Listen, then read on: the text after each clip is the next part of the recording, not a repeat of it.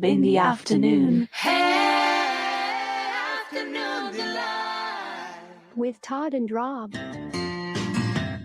Oh, yeah. Oh, yeah, we are here, and hopefully we are not squeaking or buzzing every minute or 2 minutes. Prolific troubleshooting has went down, so maybe after a month I've got it right. We'll see. Rob, welcome to the show. Yeah, it's great to be back, static free. Yeah, static free. Yeah, it was kind of weird. It was just this weird thing that just kind of cropped up, and I thought I had it licked. I had heard it once before, and then you said, "Oh no, I heard it on the last 2 shows." I'm like, "Oh yeah." So anyway, but anyway, we're running completely on the Mac Mini, so I guess it doesn't matter. People don't care how it's running, but I'm not on the MacBook no more, so there's no more power supplies or any of that weird stuff. But hey, Podcast Movement wrapped up.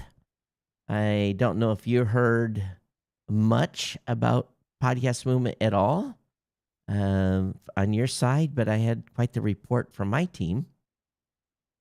Yeah, I would love to hear from your team on what they thought of it. I know you're not planning on going back. It sounds like next year, but it'd be great to hear.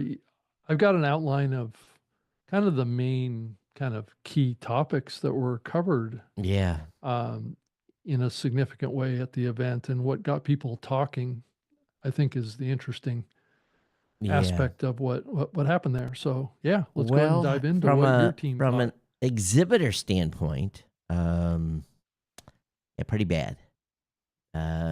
Pretty bad. So Bad from what perspective? traffic standpoint, just a traffic standpoint. And it was an upstairs, downstairs type of venue.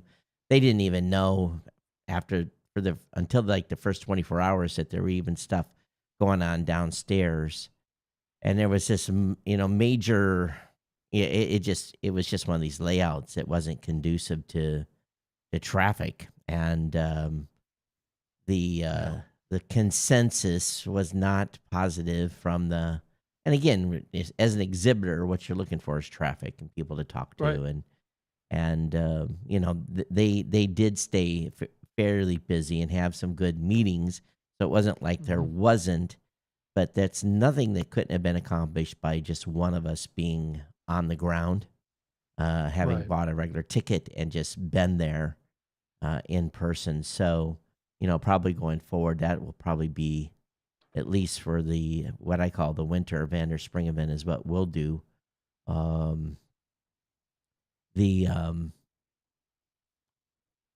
There was not a lot. I think they said they saw Dan once the entire time, and just in passing. There was a notable, very, very significant commentary about Jared not being there. A lot of discussion about him amongst the vendors. Jared really kind of acted as, how you doing? How's things going? How's the show? That type of a liaison almost at the event. Dan had done some of that in years past, but I think, just like any other show, Dan's pretty busy. But we and others did not opt to go back. Now, ironically, they did not announce where the event would be held next year. That's interesting. So maybe usually they know that by now. Yeah, they did not take reservations. So does that mean they're going to go back to, or they're just going to go to one show? My suspicion is that would probably be a very smart move. They did not almost entirely. There was less than a handful of new podcasters they talked to, and it was the same people that were business wise at the it's turned into a business event largely. Obviously there's creators there, but some of the same faces per se. So I think it's we'll go to the summer event. Obviously we'll continue to do that and support it, but I just don't see value anymore in supporting the spring event. So what that really means for us is a reduction in expenses, uh, Yeah. and we're looking at other events to go to. We went to a travel event a couple of weeks before this, and obviously I went out here to Podfest Asia. I was lucky enough I'm in country, so it wasn't extra cost for me just to go up to Manila per se. But yeah, interesting. And of course, some of the reports coming out were stuff I want to talk about. But let's go over what you see from a content standpoint. What was being chit chatted at the event?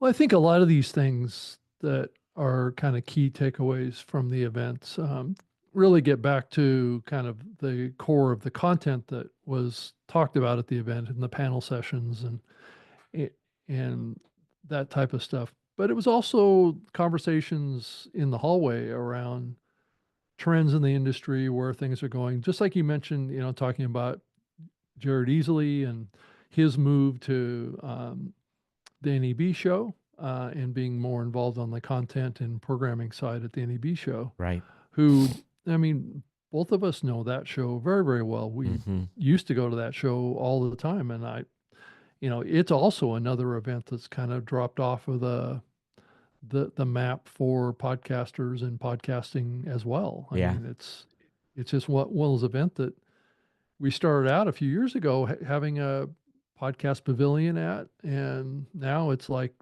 there's very little people at the NEB show now that is related to podcasting. I'm not saying that maybe that there isn't still people there at the event that are interested in podcasting. It's just that kind of the event itself has kind of moved away from it, and it kind of speaks to a bigger topic around conferences when it comes to new creators and new content creators. I think the thought that came into my mind as I thought about what you were talking about podcast movement was maybe that event just needs to move into being like a podcast movement summit or something like that, where it's like a 1 day or 2 day track or something like that. That the business leaders in the industry all get together, and it's really just mostly a networking event, because that's essentially what the benefit of this thing is anyway, Yeah. right? And to really double down on that and just accept the fact that you're not going to attract content creators. I mean, unless you create something around it, like a content festival or a way that can create a platform for large content creators to help promote what they're doing and attract fans and stuff. But I just don't see podcast movement move in that direction. So, I And think probably just doubling down on being kind of like focused on what it's trying to do instead of trying to do something that it's yeah, not really doing. it's not a creator event in my Yeah. opinion anymore. Yeah. Right. And in the summer event was supposed to be the creator event. They'll probably vehemently disagree. And Oh, well, again, yeah. they had and It's okay. another thing about attendance, I asked, what was what was my team's guess, and the best indication is going to a keynote, a big keynote, and Yeah. doing a head count during a keynote, and you figure if you get probably 75% of the people attending the keynote, because the other 25% are people that are exhibitors and those types of folks, and they just they said they had a hard time, and maybe it's wrong. Again, this was just their observation that 800 to 900 people they figured was the number of attendees. Now, again, if they said 1,600, that people, what I saw even at Podfest Asia, even this is a 1 day event, people come in and they came in, they had their session and they left. They didn't hang out.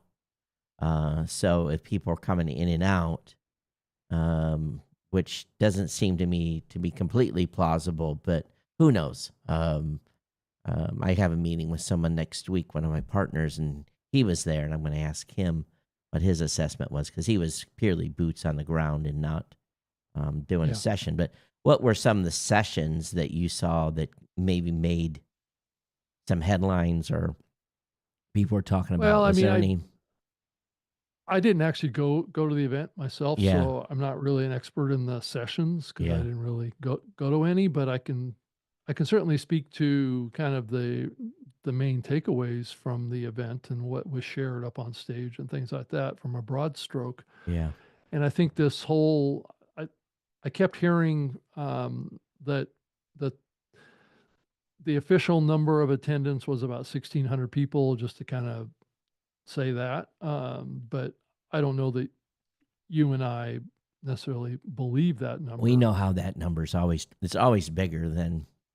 Yeah, it's always padded with people that, prior to cancellations, Mm, and it's probably maybe how many tickets they sold in combination with all of the vendors that yep, are yep, there, and all that stuff is the probably what they had originally thought they were going to have. But maybe, there's always people that cancel and sure, don't show up, or so it's probably at least 10 to 15% at the maximum, less than that, right? So anyway, the kind of big topic that I kept hearing was, it was all about video, video, video, and the convergence of audio and video is the big takeaway. The Oxford Road yeah, kind of study talked about saying that 77% of podcast consumers engage in both audio and video formats. And you know what? I mean, that's probably to some degree always been the case. So, you know, just the fact that we're discovering that now is, not as remarkable as it may sound. yeah. Um, Video has been part of podcasting since 2005. So, plus YouTube has been around since 2005. It's just for many years, YouTube didn't pay attention to podcasting really in any significant degree. And now that they have, all of a sudden, Yep. now it's showing up in everybody's priority lists. I don't think things have changed dramatically, though. I think people's consumption patterns are moving more um, towards consuming YouTube content and, Netflix and other video platforms on big screen televisions now. So I'd say that's the most profound shift that's happened. At But the same audio time, is still doing well. yeah, and I So think that's where it continues to be missed in most of the right. dialogue, is that the audio audience is strong as ever.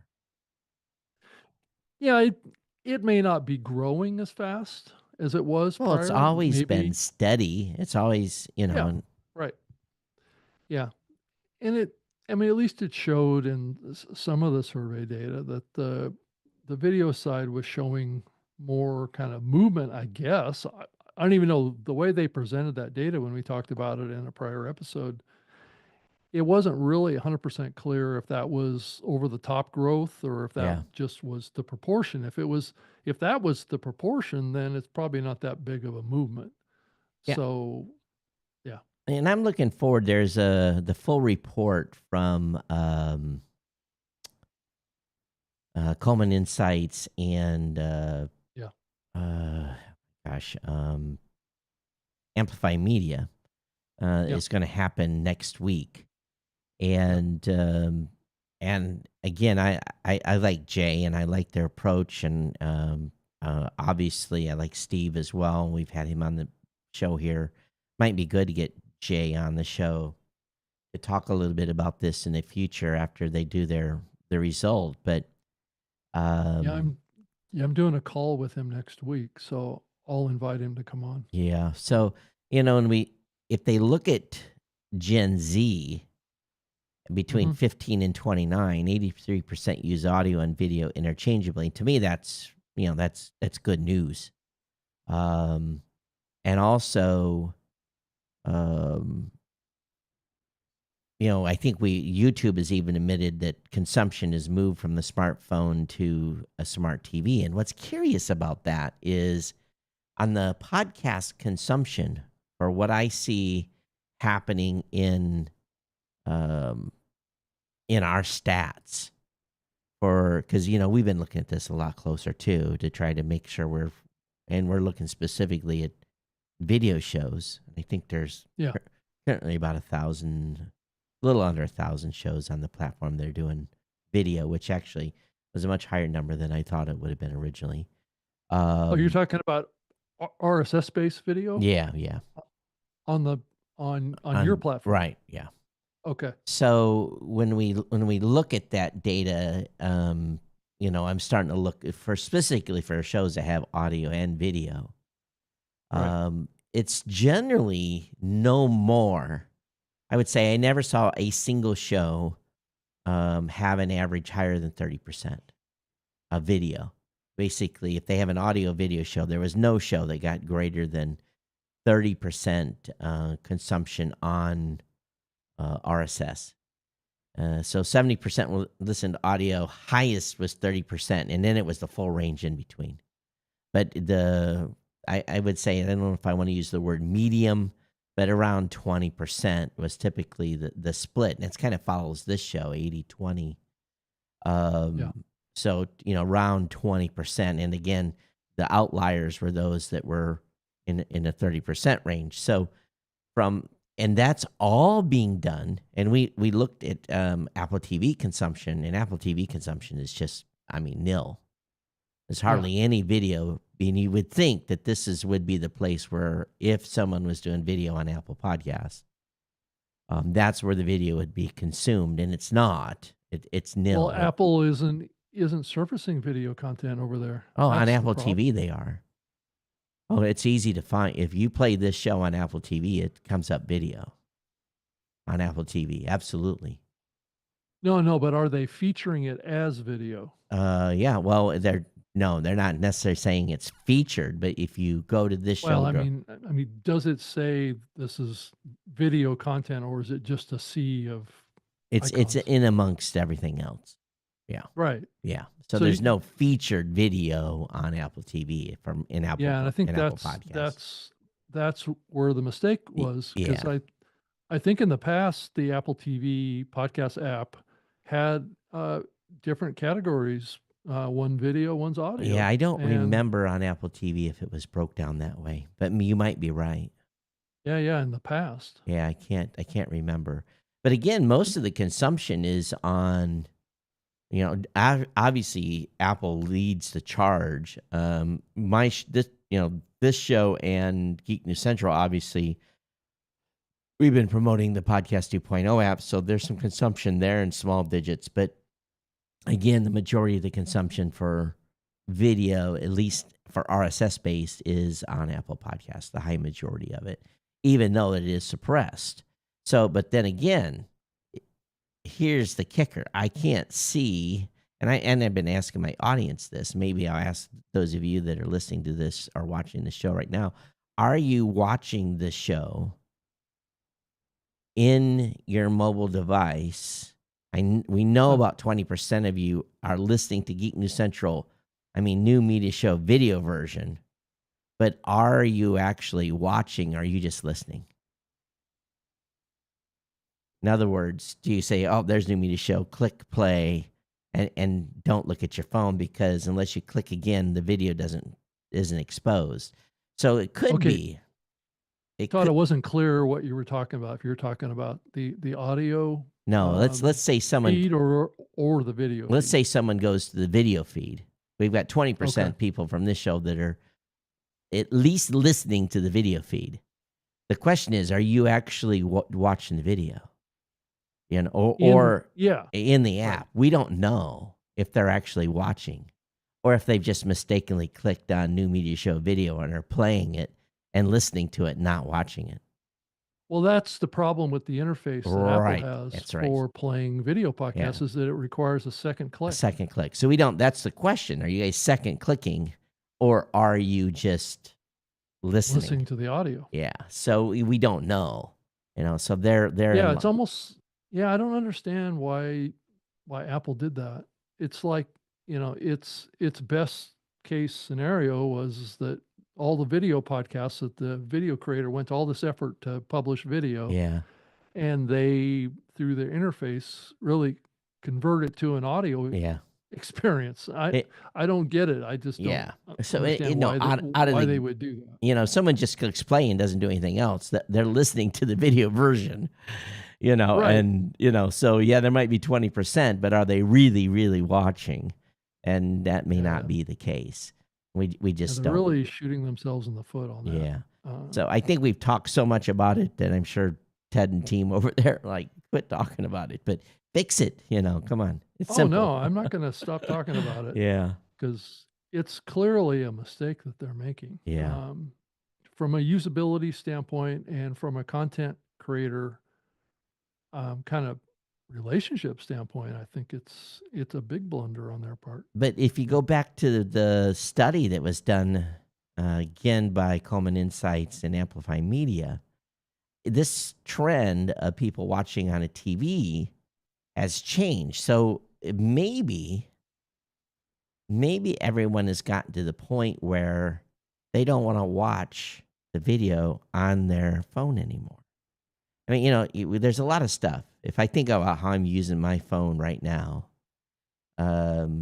I don't watch YouTube on my phone. I watch TikTok. I watch Facebook Reels.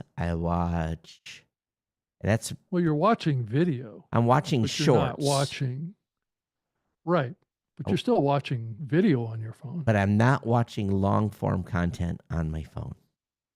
I'm just consuming short form content on my Well, phone. yeah, I think that's more of a use case So, situation but if for how you are probably only consuming short form content because that's the amount of time or right, attention you want to put to it. but YouTube has already said people have shifted to their televisions to For watching longer content. form So content, probably. is this the overall trend that people are no longer watching long form content on their mobile device?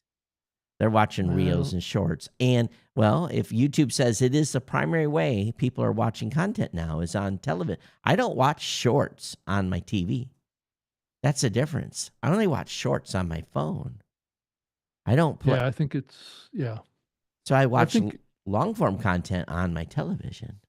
right, right. So this Wide format, wide format. yeah, wide format. Right, So my right. I'm just assuming that most of the short consumption on YouTube, Facebook, and on TikTok Yeah, are it's all obvious. mobile. Yeah, it's all the short reels Yeah. versus Well, if you think about it, that conforms to the aspect ratio of the device. and it too. also talks about, again, it backs up what they said today. Smart TV usage has climbed significantly and is tied with computers for second place. It's not enough to say lots of people use YouTube for podcasts. The way they're using YouTube is changing. So this is the key, is that, again, not everyone, again, an 18 to 29-year-old, not all of them have a big screen TV. They might be in college, new homeowner, new apartment. They moved into a new apartment.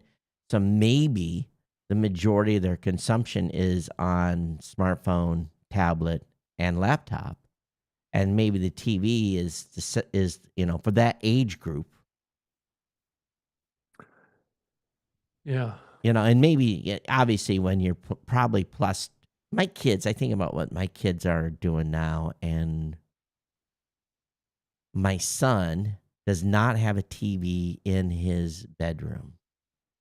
So he does everything on his tablet or a phone, tablet, or computer. Whereas my daughter, both daughters, all three daughters have their own homes. They have smart TVs. So I think there's an age split at some point. Depends on where you are in your life journey. I'm sure a lot of kids have TVs in their rooms, but are they using that Yeah. as a consumption device? I don't know. Well, and if you think about YouTube content, right? YouTube videos, I use YouTube every day to consume content.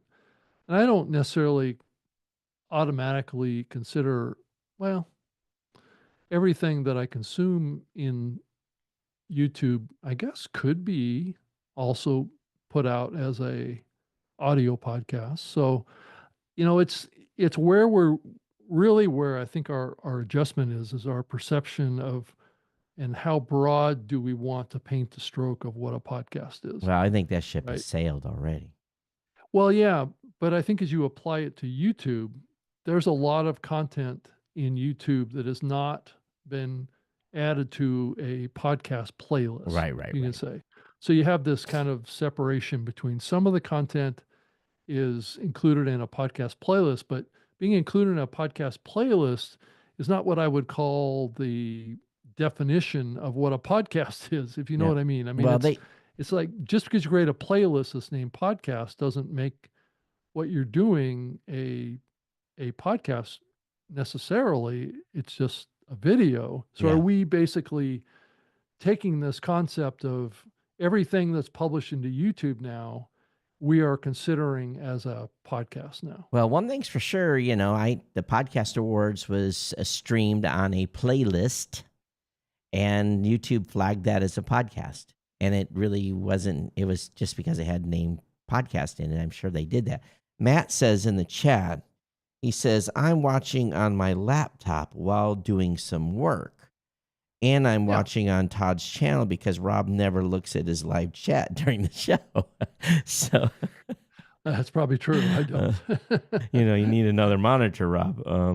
Yeah, right. So, I think it's where you're at too. It's like there's when emails come in, I pay Patreon donations to, I don't know, a handful of shows, and every once in a while they'll do an update, or they'll put content that is Patreon exclusive. I watch that purely on my browser. I don't use the Patreon app in my phone to consume that content. So, but again, everyone is a little bit different. I think it's what device you have, but anyway, I think we know the discussion, but it looks like a little bit of luster has come off video, in my opinion. But I was very interested in the report that James Cridland came out with. And Rob, you won't be able to see this screen because I'm flipping it here in OBS. But they basically did the Pod News report card, and it was Mhm. they looked more than 150 different podcast creators took part. So I wish more people would take part in this because he's got a huge audience he's getting to, and we could garner more data. So being that only 150 people, I participated. I don't know if you Yeah, I did did. too. I filled it So, out. Yeah. we're a P1, we're part of that P1 audience that is, in radio terms, we're super podcasters. But it said that, as publisher, one of the questions was, as a publisher, how would you rate the following podcast apps? Do they do a good job at helping your listeners find, follow, subscribe, and then listen to your show? And I don't fully understand. I guess this is a 1 out of 5.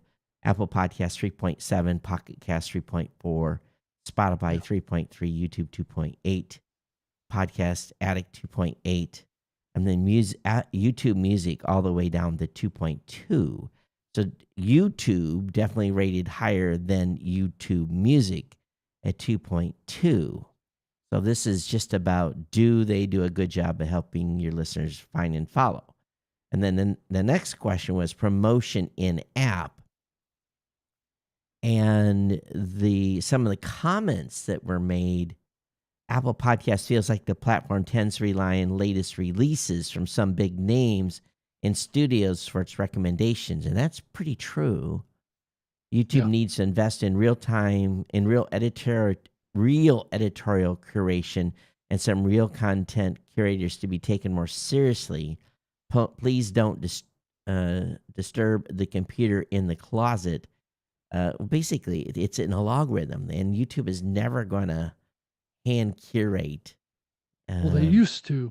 Yeah, but Years and years and years ago they did, but not anymore, I don't think. and it's interesting. People are still saying discovery is still a huge issue in all these apps. If you're a smaller independent show, it's very difficult to get noticed. Of course, all these apps would do a much better job highlighting high quality, smaller shows. Well, they're not going to do that.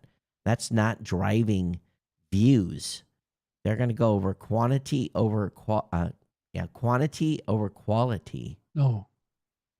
Quantity? Quantity of Quantity, what? quantity Clicks? of plays, and they're going to go after Yeah. shows that have more views. Star ratings, Apple Podcasts. If people want to leave a star rating anonymously, I think that's fine, but they can also leave a comment that could be completely untrue. Spotify and YouTube give you more control over comments. That's absolutely true. You're stuck with 1-star reviews. Now, here's where the P1 stuff comes in again. Directories. Podcast Index got a ranking of 4.2. So how many listeners? This is obviously questions being asked by podcasters. So you definitely had a lot of people that are Podcast Index fans ranking Podcast Index over Spotify. 4.2 Podcast Index, 4.0 Spotify, 4.0 Apple Podcasts, 3.6 Apple Music, 3.3 for YouTube. So this is where the survey gets skewed, in my opinion. It's still good information. It shows that Podcast Index is appreciated by podcasters. But this is about ease of getting your podcast listed. So it talks about YouTube being is too complicated. YouTube has taken some fairly easy to do.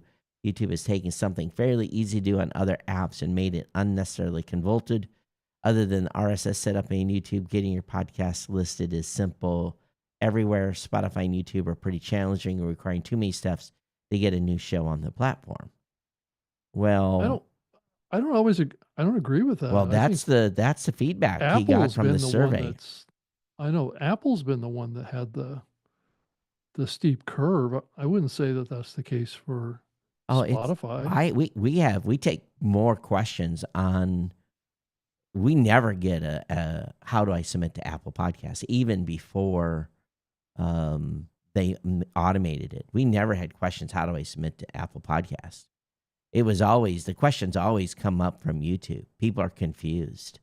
They're confused about the RSS integration, what it means. Oh, as far as the RSS. Yeah, and then once they kind of figure out what YouTube has done, most people don't have the RSS ingestion. If they have video, they submit it themselves. Yeah, and it's a pretty complicated topic because if you're an Android user and you want to get your podcasts into Apple, it's a hassle. No, not anymore.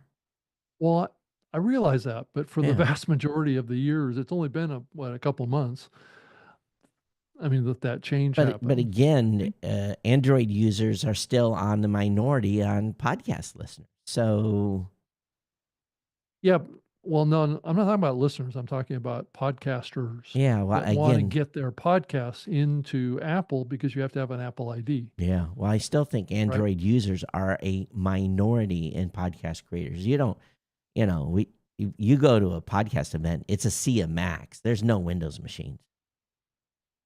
Well, Android has nothing to do with Windows. But again, if it's more associated with people being Android users and being a Windows person, because if you have a Mac, you have an Apple ID. Yeah, no, I agree with that. So if you're on Windows or if you're an Android, you may not have an Apple ID, so you have to go create one. Right. But again, that's why, at least from my opinion, the way it looks to me is if you are more likely to be an Android user if you're using Windows.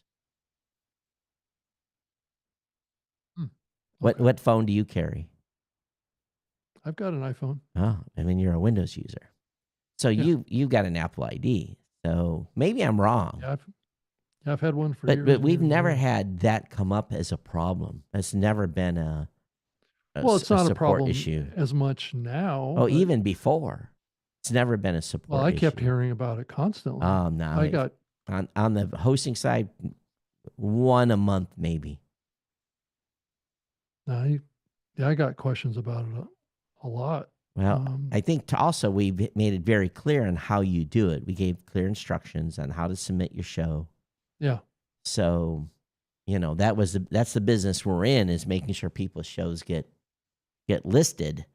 But Yeah, it was always the entire process of getting it into Apple. Sometimes they would ask for a credit card number and all these hurdles that you have to jump, all these security hurdles and all this kind of stuff that Apple put in front of people to get an account set up with them. well, that definitely is now gone. Yeah. Well, is it really? I mean, I think is. if you want to get access to your account, you have to still have an Apple ID, I would Yeah. imagine. Yeah. But So you people still can do have to create one. people can at do some that point. people can do that at their leisure now. They don't have to worry about it in the moment. Right, Yeah. right. But it's not completely wiped away. It just depends on if that podcaster wants to get access to Podcast Connect or not. Right. They don't want to claim their show. Right. But So again, I think it's much harder.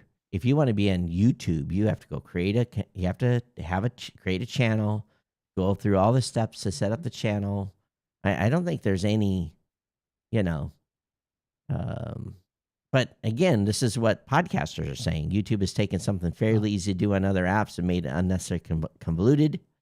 Other than the RSS setup in YouTube, getting your podcast to listen is simple everywhere. Spotify and YouTube are pretty challenging, require too many steps to get a show on the platform. Now, Spotify, though, if they're referencing video, yeah, Spotify is difficult. But getting your show on Spotify has been easier than it has been to Apple for many years, because it's oh yeah, you just click one button click and it submit. goes over Yeah, there. yeah. Right. But I don't know. I mean, I would love to see some stats on how many podcasters don't have a YouTube account. Oh, I would. Um, If you have a Google account, you've got a YouTube account. yeah, Technically. so that's what makes me wonder is it's not the same thing, I don't think, as Android podcasters Android users will with have Apple. a Google account for sure. Right, right. So I wouldn't say that it's, I don't know. I think people have It just would be interesting to know what the percentage of podcasters out there have a YouTube created channel. a YouTube channel. Right. Yeah, that's probably a good question. I bet it's lower than everyone thinks. I don't know. It may be higher than everyone. I don't know Well- what everyone thinks. Do Well, you? we know how many have connected via RSS. I can tell you that, Oh yeah, yeah. and it's less than 5%. Yeah. Well, that's a second layer question, right? Well, The first layer question is, do those podcasters have a YouTube account? they Not- do, because not- 5% have submitted are having their podcast ingested via RSS from YouTube, and at Blueberry, it's less than 5% have connected their YouTube account to their RSS feed. Right, which is a small percentage. Very small percentage. But that may not be the full percentage of how many podcasters have YouTube accounts. Yeah. From a YouTube account, I bet you it's near 100%. Yeah. Well, that's part of the my difference between having a YouTube comment. account and a YouTube channel, though, Rob. well. You can have a okay, YouTube that's account true. without having a YouTube channel. So I would That's say true. near 100% probably have a YouTube account, account, but they don't have and it. then we don't know what the percentage has a What's YouTube the channel. percentage? Yeah, Yeah. right. I've got Where they like, would have the ability to publish content. I've got 5 or 6 YouTube channels, so. Oh, you do? But Okay. they're not being used. So Okay. they're YouTube faded. You faded. Oh, YouTube fades. Yeah. Right. Another thing to Well, ask. that's going to be a term in the future, right? Yeah, I think it already. It's just like the dead shows on Spotify. Same thing. You have a lot of looky-loos, and I was a looky-loo and thought I had a great idea for something for YouTube, and not enough time, and there's nothing there. So is that a spot fade? Is that what that is? I think it's like you have an idea and, I'm going to try this. And then, just the complexity of, chasing that animal. It's just not enough hours in the day. Right. Yeah. Insights. These services offer a dashboard containing analytics and insights how your podcast is doing, how you should find this data. YouTube 3.6, Apple Podcast 3.4. This is a weird thing. I never look at my Apple Podcast analytics ever. I probably haven't been in there in a year. Spotify 3.4, OP3 3.2, Amazon Music 2.2. So when you say Apple Analytics, are you talking about Podcast Connect, or are you talking about your podcast hosting? They're saying, no, they call it out as Apple Podcast. They don't call it out as Podcast Connect. Most podcasters don't know what Podcast Connect is. They say, I'm going to go over and look at my Apple Analytics, and they log into Apple. They don't know that's Podcast Connect. So Apple Podcast. Yeah, but you can see your Apple stats in your podcast hosting. Yeah, you can too. Yeah, you can. But they didn't cover any. They covered OP3. OP3 is a redirect. They don't include Blueberry or PodTrack as a question. Plus, also Apple doesn't track download plays and all that stuff in the same way that the IAB metric standard either. No, so they don't. You're really looking at apples and oranges. Yeah. So he's pumping OP3 as a solution here because it's open stats.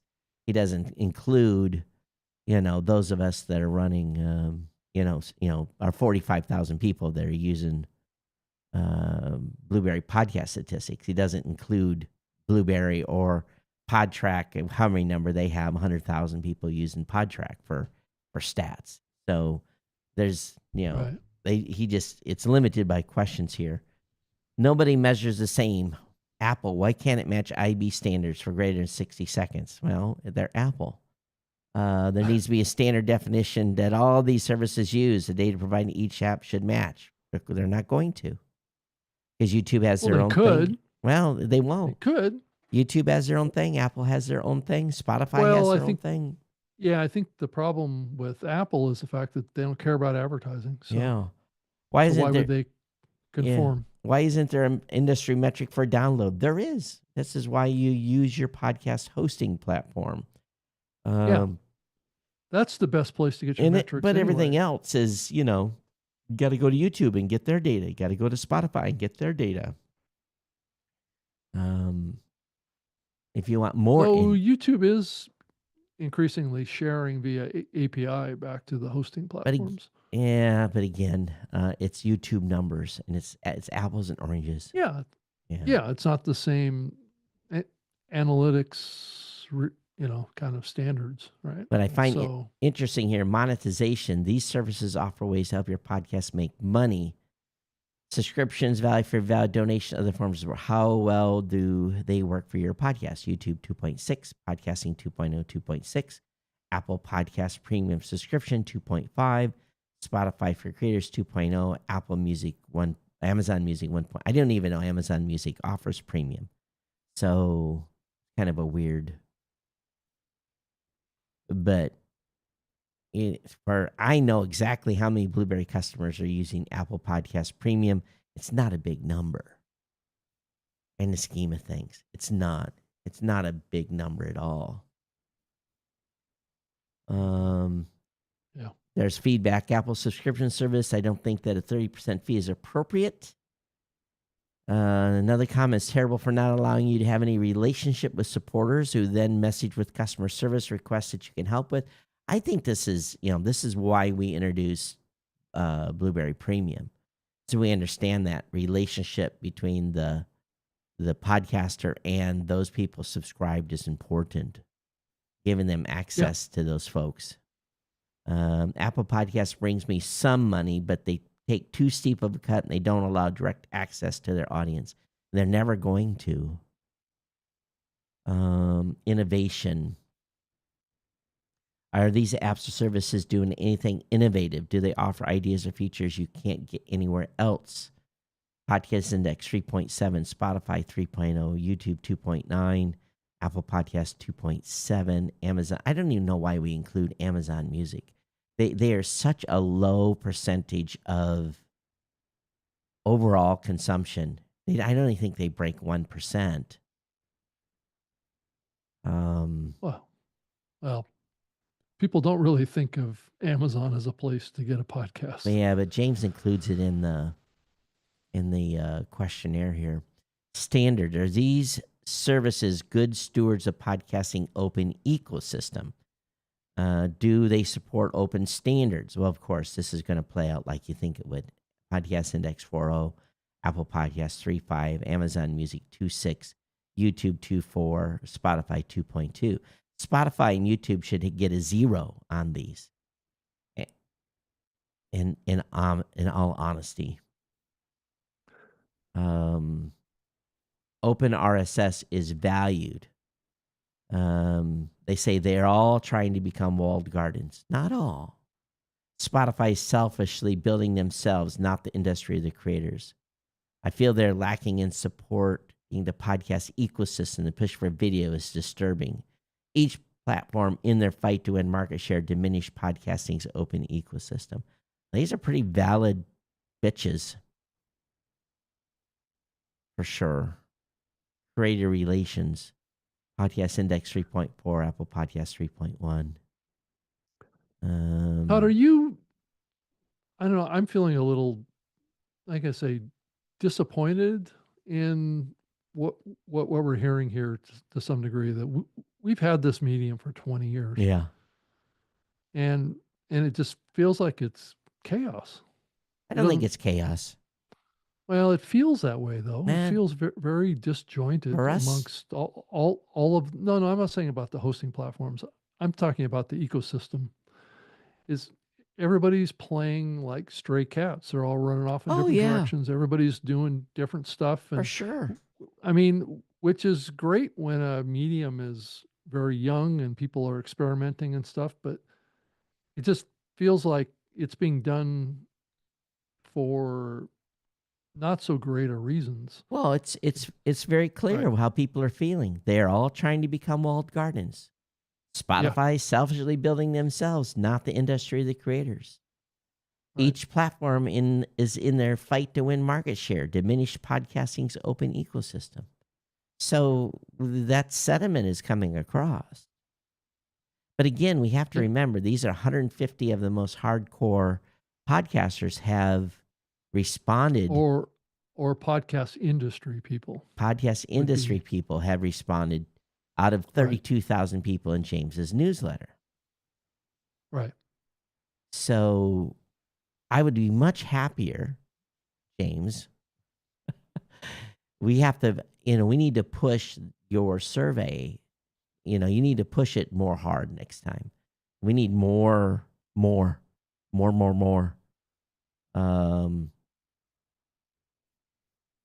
Yeah, it seems like with that kind of circulation, he could have gotten more responses to Yeah, that. you but would have hoped. I'm not.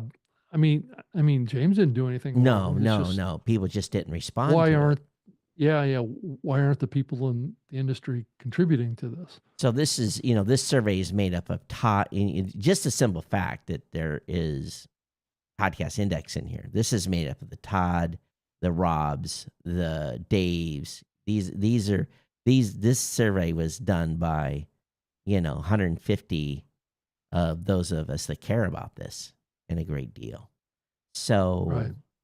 is it indicative of average podcast creators? To an extent, it seems like it is by the comments. Now, he had over 700 comments, and I'd like to see all those comments for sharing this.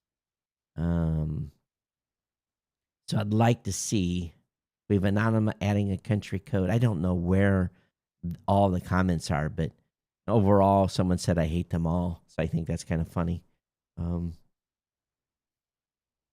Matt says, why I don't like the view from the top from Goldstein is because of its ad biz bias. And all of this has, well, James's doesn't. But for sure, Matt, there is all this, the YouTube, the Spotify play, all of it is on a ad biz bias. It's all focused on the money. And I heard a quote from a person that went to Podcast Movement, and their two takeaways that they had was mostly all of the investment and tech in the podcasting space, mostly right now, is focused on trying to leverage monetization. Oh, you need to come over to Blueberry. No, no, no. I'm not Yeah. saying that there aren't Yeah. people that aren't doing that. It just, that's the impression that they get when they talk to people or go to booths and stuff. Everybody's pushing monetization, Yeah. monetization, and Yeah. most of the focus of the innovation in the podcasting space is focused around technology to enable deeper metrics or advanced analytics or building platforms that can drive more programmatic advertising. Or I mean, that's where most of the investment is going right now, because I guess there's a direct mapping to revenue, Well, right? it's not coming from Blueberry. It's not coming from RSS.com. I don't think it's coming from Buzzsprout. We're all doing lots of innovative stuff. Libsyn's got its own whole arm. They're investing a huge amount of money, obviously, and Wondery and others. But if I was solely focused on making money for podcasters, I'd be out of business. It's But Todd, you have to admit, I mean, that is I mean, if just look at Sounds Profitable, yeah. you know, that's the focus of that organization. It's in the name, Yeah, they right? don't. I think they would like to be known more as an association, but it's true. It's even their articles are heavily focused on advertising. Matt says we need a view from the bottom to share what us blue collar podcasters think, and I think that was the design of James's report card. But again, we need more blue collar podcasters to. More participation. Yeah. in these. And maybe James Yeah. needs to ask, do you run a podcast host? Are you a podcast industry person? Or are you just a podcaster? And he could see the spread of responses. I think we put our email in there. I don't think it's anonymized. So Yeah, no, I did. Yeah. I know what podcasters are asking for. I talk to them every day. I know their opinions, and it doesn't align with this heavy video centric focus. That alignment is, that is not the conversations I'm having with blue collar podcasters. The conversations I'm having with blue collar podcasters. How do I grow my podcast? 90% of the time.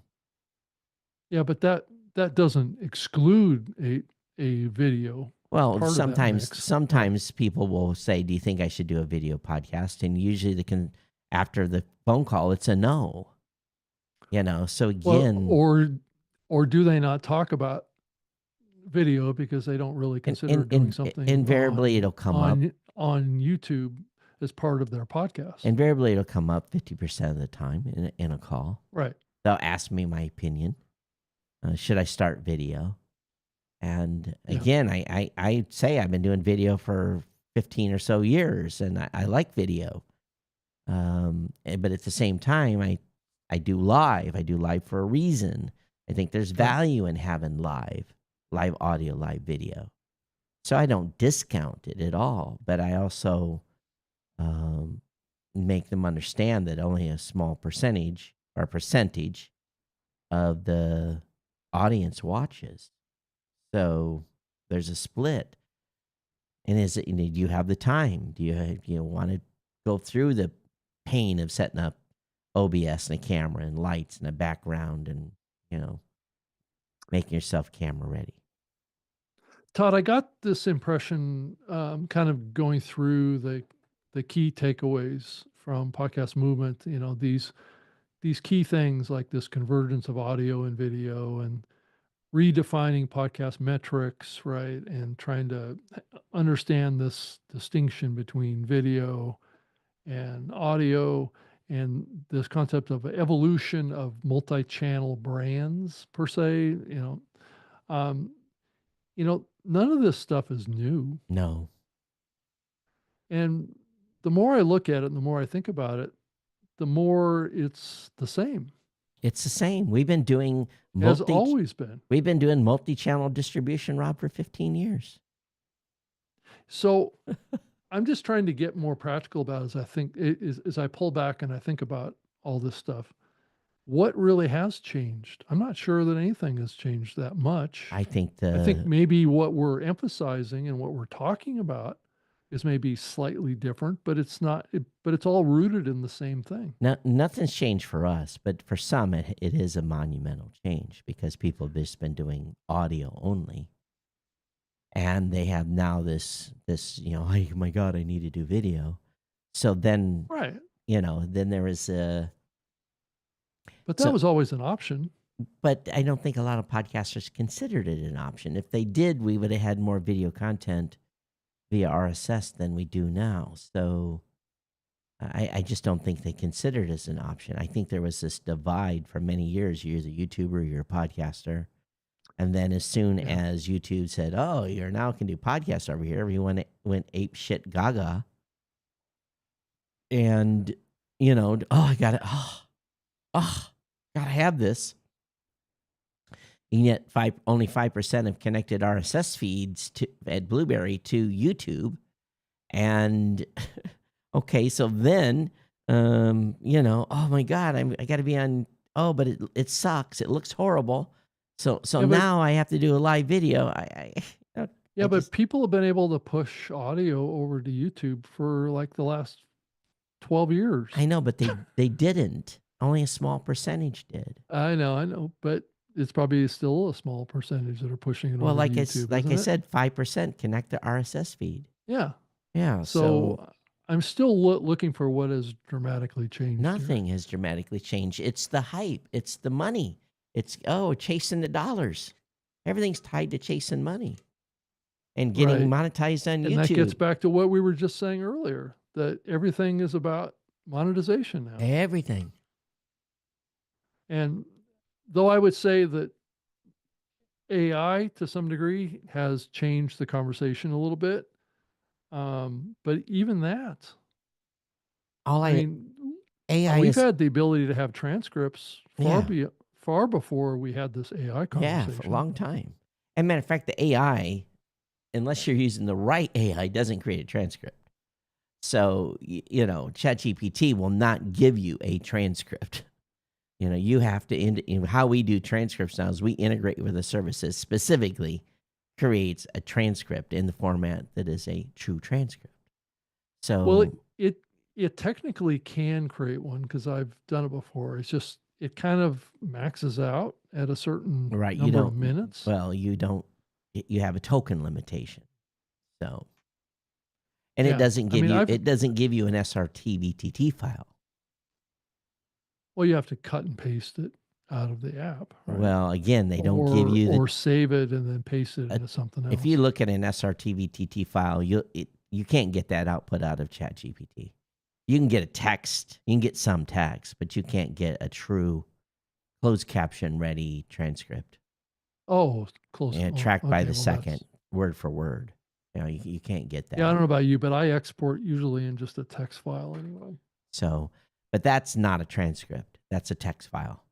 So, Well, a transcript is not a format. yeah, it absolutely is. SRT, Oh. BTT are the two standards for transcripts. Well, that's for closed captioning transcripts. But it's right.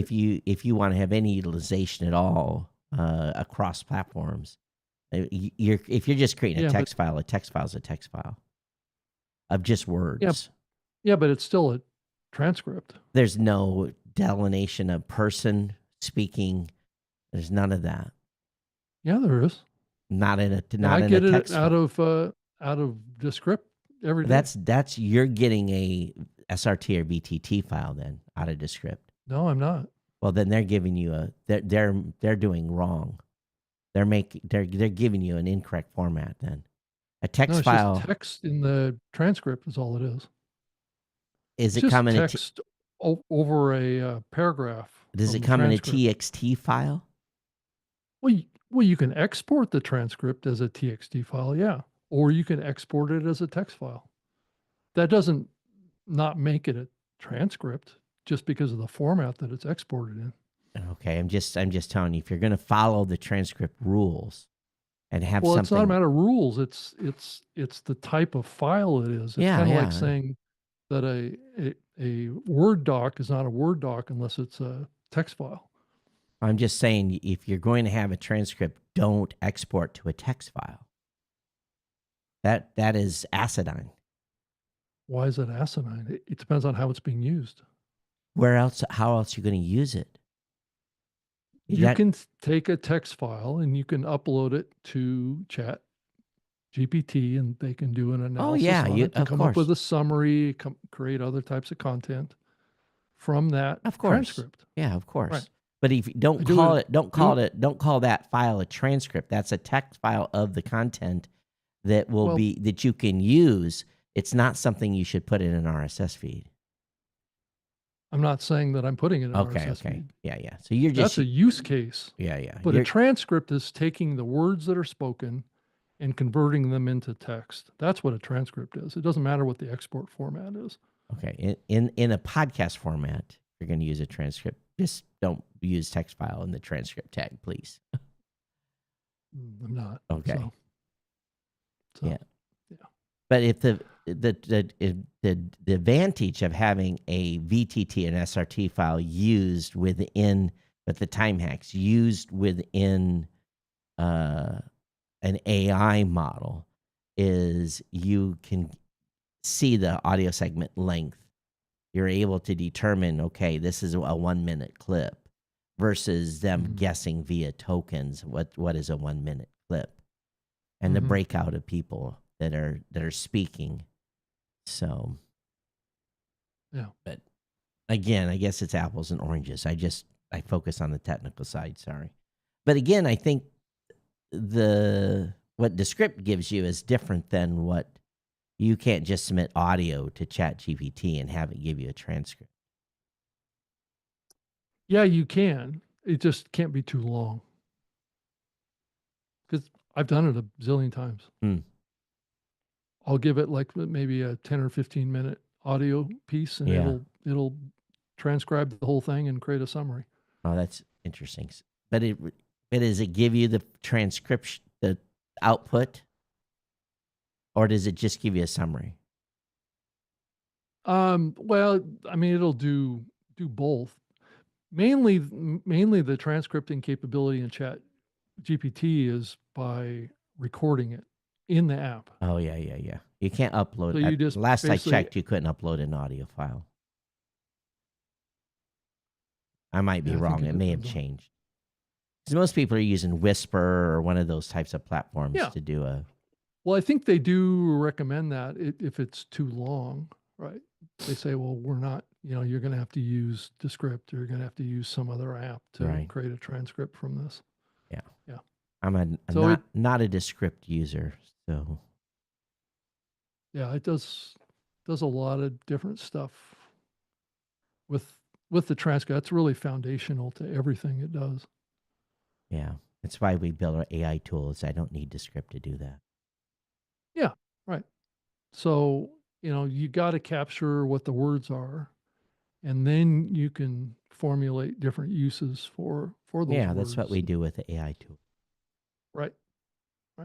But again, the queries that we are using a time-based transcript that has the time hacks in it, so that we're able to get audio snippets and have a word for word, second by second tracking of knowing where, and it not only for the closed caption, but also for audio clipping or video clips or whatever we're putting together. Yeah, and I also export chapter markers out of the platform too, that will have, like, from 0 minutes to 2 minutes and 33 seconds. It talks about this topic, and then if you cut and paste that into YouTube will automatically connect up those timestamps. You need to be using our AI tool. This stuff comes automatically right into YouTube with what we are providing you. So you should use that, Rob. That way you I'm don't not. need to you don't need to have you can have these outputs that go in your show notes and to YouTube that give you the chapter markers. Okay, are you talking about the audio file? Or are you talking about the video file?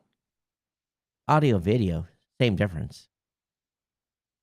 Like, For I this can't show, push my video over to YouTube through your platform.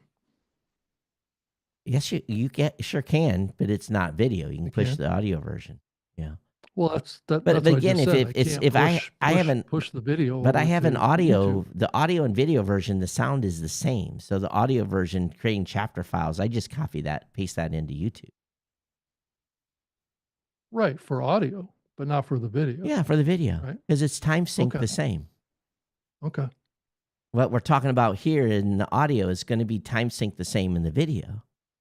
Right. Well, that's if you're creating the same version Yeah, absolutely. for video that you're doing with the audio, Yeah. which oftentimes I don't. Oh, well, So I'll do additional editing on the audio than I do on the video. yeah, I don't. So, but Yeah. again, I think it's, it depends on how you want to use the tool. If you want to be efficient or if you want to be inefficient.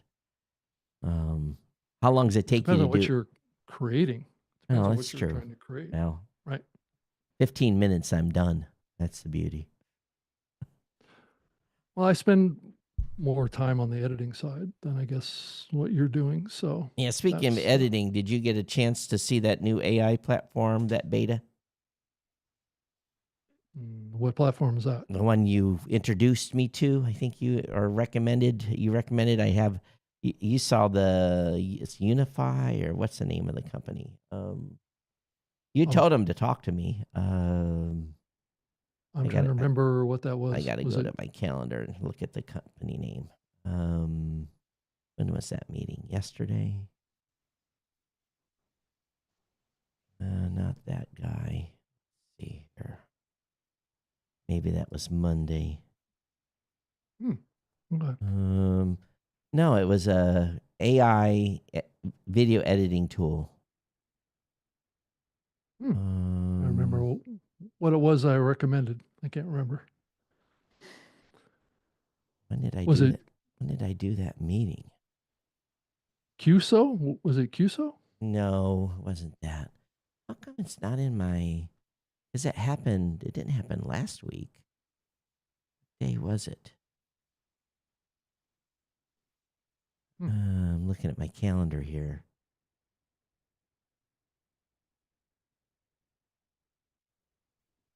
It was late my time, and I don't know why I don't see it in my calendar. Oh, it's Ukumi, UKUMI.ai. Oh, yeah. Ukami, right. Yeah. So Yeah, I remember now. Yeah. nice tool, but pricing, holy shit. Oh, it was expensive, no question. Yeah, Yeah. I told him basically, that's a non-starter. Yeah, I told them that they probably couldn't sell any plans at that pricing level. No, I said that's absolute insanity. I told him, I Yeah. said $20-$30 a month for, a number of episodes. It might be worth it. But Yeah. wow. Yeah, it was a lot. Yeah, and So- and actually doing a comparison, I said, have you guys looked at the pricing of Opus Clips? And I'm like, if you look at Opus Clips and what you're doing here, the only thing additional you do is give me a little metadata, and I've already got that metadata extracted. So the clipping tool was nice in it, but way too expensive. Way. I mean, I was actually Yeah. kind of shocked.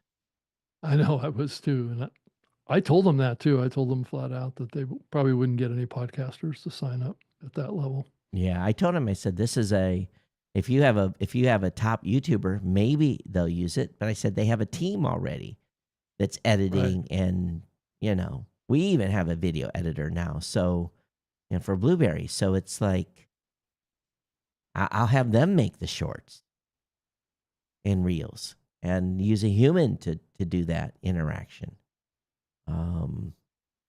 So What? Create the shorts and the reels manually? that what Yeah, you're yeah, talking about?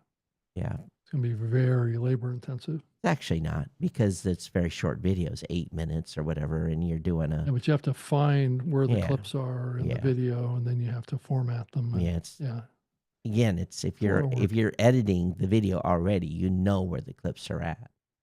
So if you're actually in there editing, it's not like they're coming in there and doing it raw. They're doing the full production. So and they Have can you use ever used it like an Opus Clip platform, we've Todd? used Opus Clips, but Opus Clips Yeah. doesn't always get it right.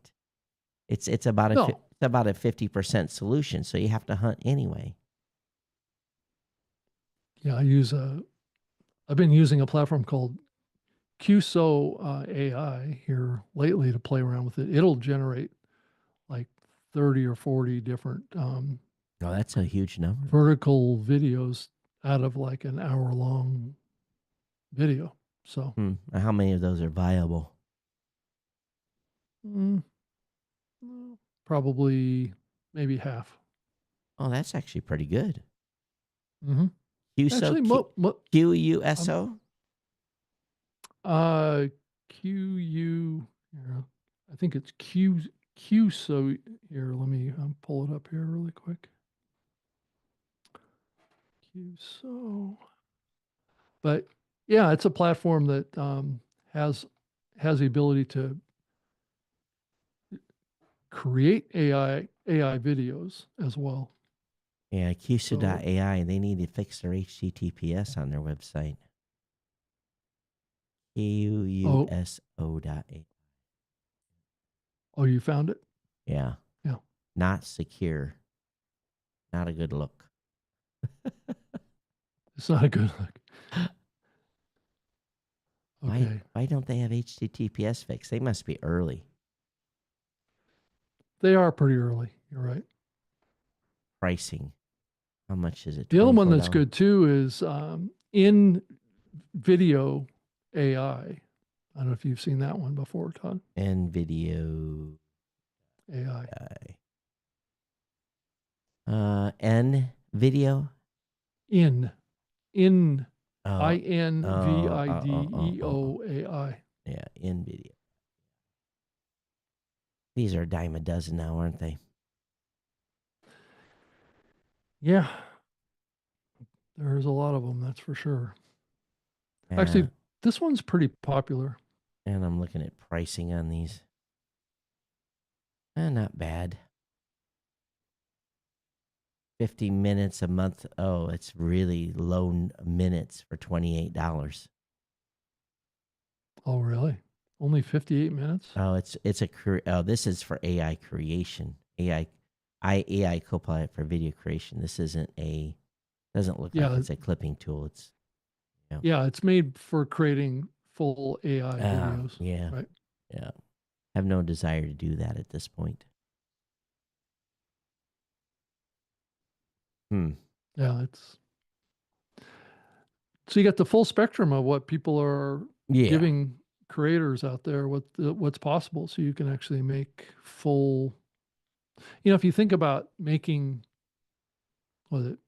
close to 60 minutes of content, a lot of creators will make like maybe a 30-second or 60-second AI video, right? And so you can get a lot of content if you keep it in short form. Well, again, I guess we'll see when people are going to start, doing more on audio side. Everyone's focused on video, but Notebook LM made some improvements to their platform. I don't know exactly what they did. I got to go back and look at Pod News, but they made an improvement to their platform. So yeah, hopefully the voices aren't so chattery. Where was the publish? What did they update? Been some more layoffs too. Where? At Daily Wire. Automatic also laid some people off.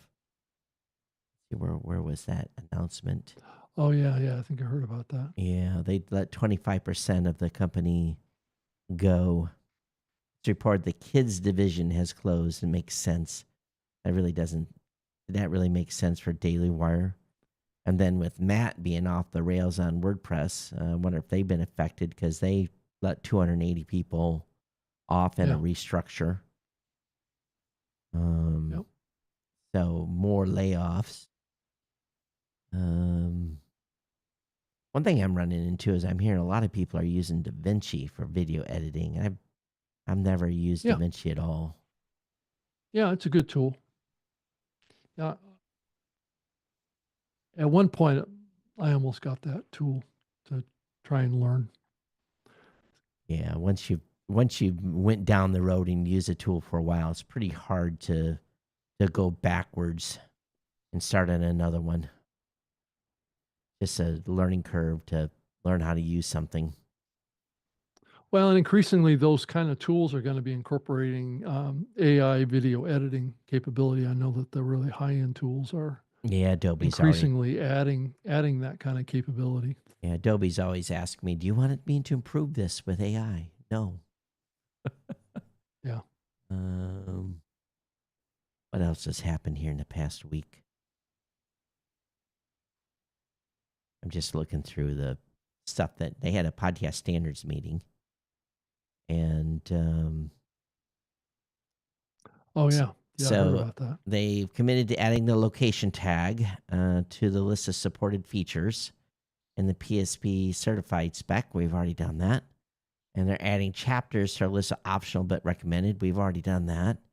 They had a big discussion about video.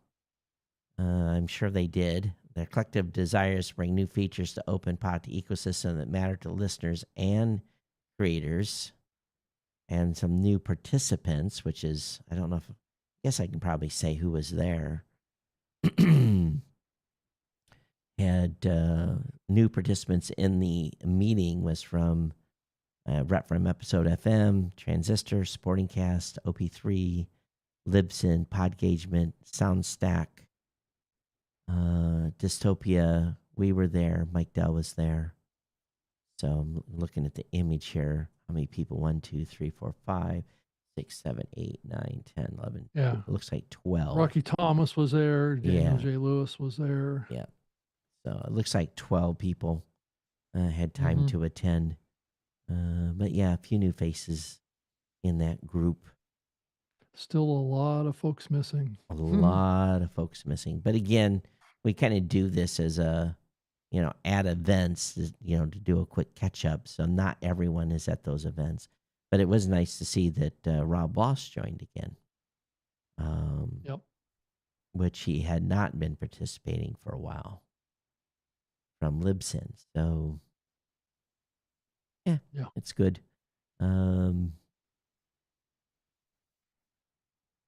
Anyway, what else is happening with you?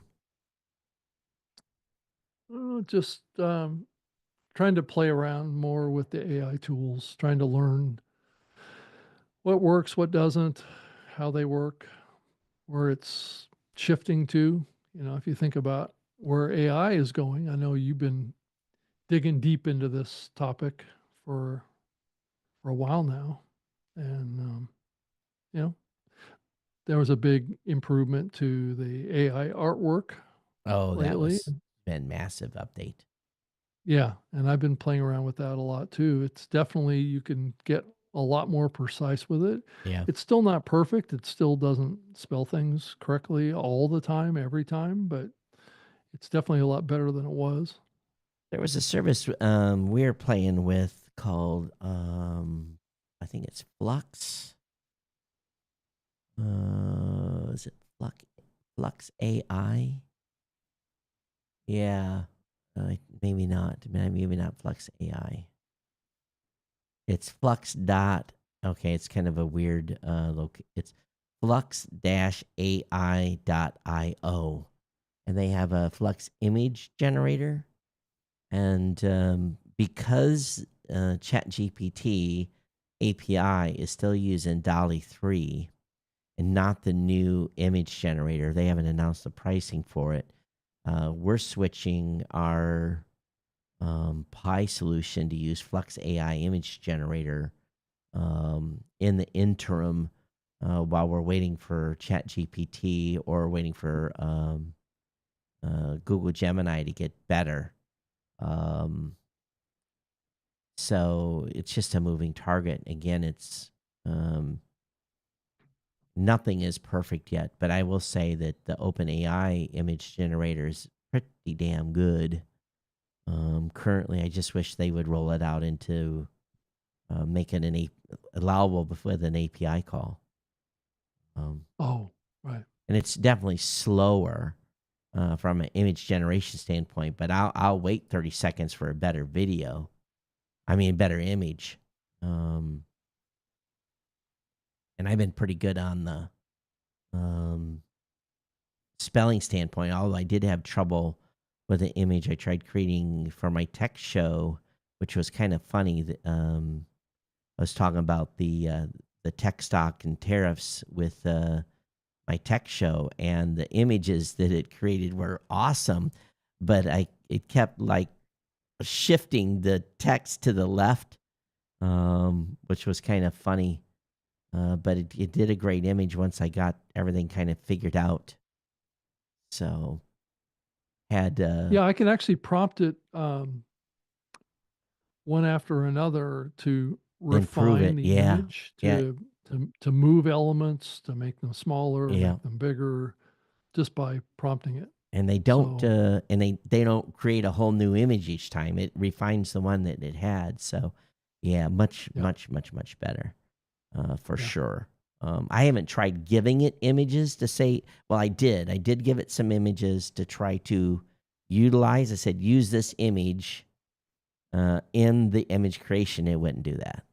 And it hasn't got smart enough to do that. So I uploaded my bio picture and said, use this in the image, and it didn't replicate me. So it's probably a copyright thing where you're not proving that you own the image. So Yeah, I played around with it earlier this week to create an image like a thumbnail for YouTube, and it did create a version of me. oh, a version of you. Right in the thumbnail. Well, I had a version of me created too, and it made me. Let me go see if I can find it. It is kind of hilarious. Yeah, I think I can find one for me too. Yeah, the image it created was. Oh yeah, it made me look like Gordon Firemark. Oh, we did. Yeah, it's just kind of funny. Let's see if I can. I can't show this, but yeah, it definitely it was kind of hilarious. I said, "Oh my god," that made it made me fatter, made my head about this big around. Oh, we did. Yeah, and I said, "Oh, I look like Gordon now." Not that you have a fat head, Gordon, but yeah, I don't think I can put it up on the screen easy. Let's see if I can. Oh, it doesn't. Gotta go dig it out here. I gotta be careful in moving stuff, because if I move stuff, it screws up. Yeah, but anyway, yeah, it does. It won't take your image and use it exactly. That is for sure. Yeah, it's getting close though, I have to say. Okay, here. Let me pull up and see if I can pull it up. I So- told it don't make me so fat, and it still didn't. Yeah, go ahead and Oh, here, share I'll- your screen. I'll try and pull it up here. So this was a video that I made outside. So here, let me see if I can show it to you.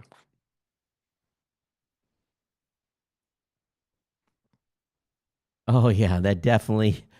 Okay. Yeah. It kind of. Hello there. Yeah, right. Right. But that's what it thinks I look like. Yeah. currently. Well, It hasn't been as refined. yours was kind. Mine wasn't as kind. Yeah, mine was kind. Yeah. Yeah, I think it Uh, created even a different version. Let's see here. Did it? Oh, I don't think I saved that other one that it created. let's see if I Yeah, can. so I basically took that same image and I I copied it out of the image and then I pasted into the image a real one Yeah. that I had captured. So you can do that in Canva. So you can swap them out. All right. I'm totally messing everything up. Long as I don't move the other one. Let me see if I can bring this up. Okay. So let me share. File share. Share. Okay. So here's what it made me look like. Do I think there's a podcaster out there do, that looks like that. do you see the Gordon Firemark? Oh, A little bit. Actually, it didn't. It's not showing on the live stream. I'm sorry. I've screwed this up. Yeah. Oh, yeah, it's kind of funny. So, those of you So I on, wonder if that's going to be like a premium upgrade where you can use your. I've seen some apps out there that will replace your face yeah, on an image, but that probably treads into some privacy and cloning type of worries and concerns out there about AI, right? People being able to co-op yeah. your likeness, right? David says I haven't heard the buzzing noise today. Yes, I did extensive testing to figure out what was going on. So, I'm glad the buzzing is gone. Yeah, that's a good. Yeah, I That's a thought good I had it start. whipped one time and then it came back. So who knows? We talked about it at the beginning of the show. Well, Rob, I'm kind of out of juice on stuff to talk about. It's been kind of a slow week, really, in the podcasting Well, space, all things yeah, I considered. wanted to mention one thing that I did notice was that Google appears to be driving hundreds of thousands of podcast downloads every week that that many don't think are being actually listened to Yeah, via the I saw the that. Google Audio News product that's out there. Yeah, we Did you looked track this at all? we looked into it, and we already had that on that data had been flagged by our system as being. We get a basically report that says here's suspicious activity, Right. and we had already flagged that, so we had excluded those downloads for quite a while. So we see this type of activity. We don't even if it's sus, we just exclude it. We Yeah, do as far as being counted, but you're still using bandwidth to deliver all those yeah, files, yeah, right? yeah. There's a lot of Somewhere. there's an unbelievable amount of traffic that happens that causes us to have bandwidth being used. I mean, that's just the tip of the iceberg. And to be honest with you, there's probably 10 or 15% of our total bandwidth bill that if I don't add a blocker, would just continue to download media. That's just the tip of, like I said, like 10 or 15% of total traffic we have blocked at the CDN level. Blocked from counting, but not blocking from delivery. Well, once we basically say that once we confirm that something Right. is invalid traffic, we not Right. only block it from the log files, but we block it from we block it at the CDN level. Oh, you do. Yeah, because like I said, I think we probably have 10 or 15% of our total traffic that we'd have a higher bill by 10 or 15% if we had not blocked that traffic. Yeah. Yeah. So Yeah. when I see this stuff comes up, oh yeah, we just say we already knew that it was just weird. Yeah. We don't catch everything, so I appreciate when people put stuff up because then I can go dig around too and say, okay, where did we miss this, or are we being affected by it? But the dashboard's been pretty good at our. I don't even want to call it threat. It's not even a threat dashboard. It's kind of a who are you type of traffic, especially when a user agent shows up that, has not driven any traffic. All of a sudden we see a spike in user agent traffic. We do the investigation on it. Sometimes there's no user agent. So, Yeah. and it's hard. Some of the stuff is hard to filter out, but that's why the IAB is forced companies to have some sort of filtering mechanism, at least in the stats, so that we basically do a weekly review of all traffic. So, and some stuff you kind of like, is this real or is this? And you do your best, and then sometimes you just have to kind of go on a gut feel that, okay, we're going to allow this, and basically it's check you later and see if this activity continues. Right. So, but yeah, I can understand why James is upset and getting a higher hosting bill of $200. Yeah. Right. Yeah. I noticed that. Yeah, that's big. That's big money for a single show. Yeah. And to have that happen without really delivering anything to a listener. Right. Google's not being proactive, but they're obviously preloading something somewhere. So, that in its essence is one of the things you have to watch out for to maintain your certification. If you find stuff that's being preloaded like that, that's supposed to be an automatic block, at least from the stats. And then you have to decide what you're going to do at the CDN level. Yeah, it didn't say if it was all sourced through audio podcasts. I don't know if there's other types of audio out there that people are maybe playing through the Google Audio News app.